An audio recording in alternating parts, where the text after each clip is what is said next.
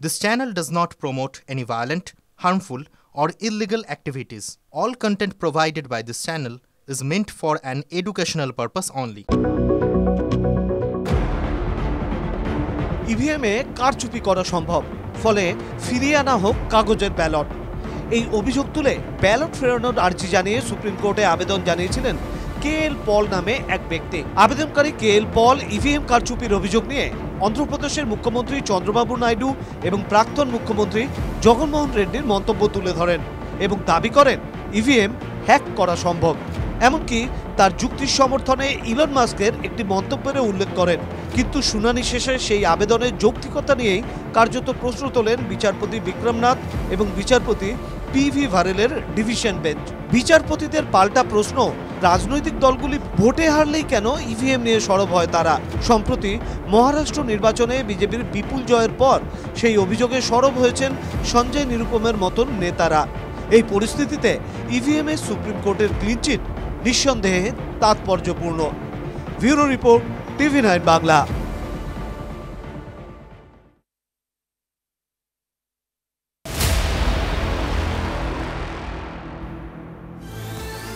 বিরতির পর একটা প্রবাদ আছে না, কথায় কথা বাড়ে ক্রোধে হয় ঝড়, কথা না বাড়িয়ে সখী যাও তবে ঘর।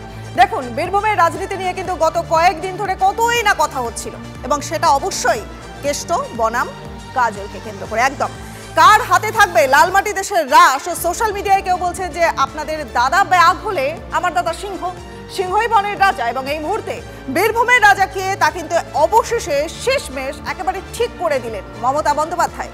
সোমবারের বৈঠকে স্পষ্ট হলো বীরভূমের রাজনীতিতে আজও কতখানি প্রাসঙ্গিক অনুব্রত মণ্ডল।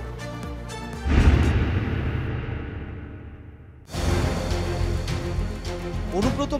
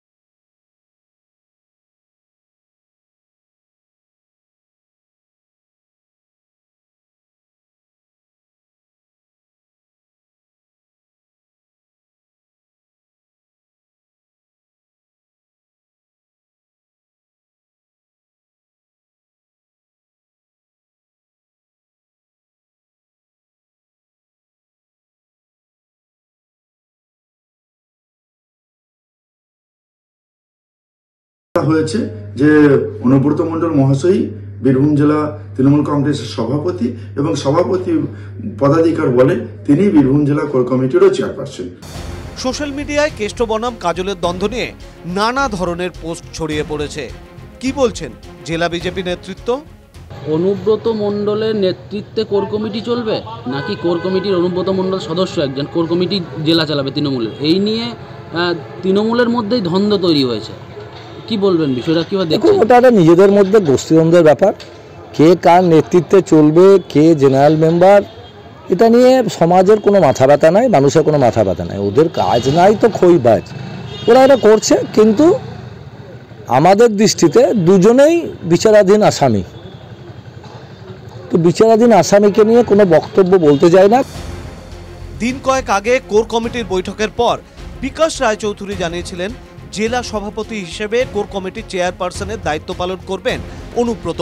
যদিও সেই দাবি উড়িয়ে কাজল শেখ জানিয়েছিলেন কাউকে কোর কমিটির চেয়ারপারসন করা হয়নি। সব বিতর্কে যেন জল ঢেলে তৃণমূল সুপ্রিমোর বার্তা, বীরভূমে দলের রাশ অনুব্রতর হাতেই থাকছে।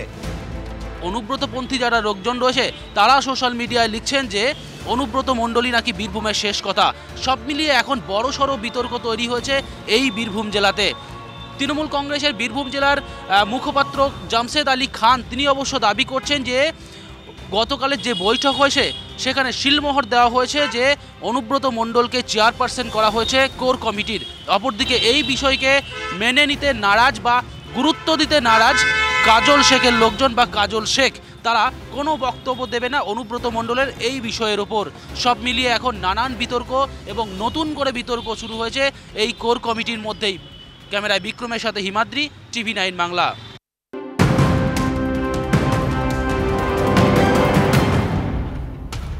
উৎসবের মৌসুমে এক ধাক্কায় অনেকটাই কমল সোনার দাম। কলকাতায় 24 ক্যারেট সোনার দাম কমে 75,900 টাকা। সোনার সঙ্গে তাল মিলিয়ে নেমেছে রূপোর দামও, 90,000 টাকার নিচে নেমেছে রূপো।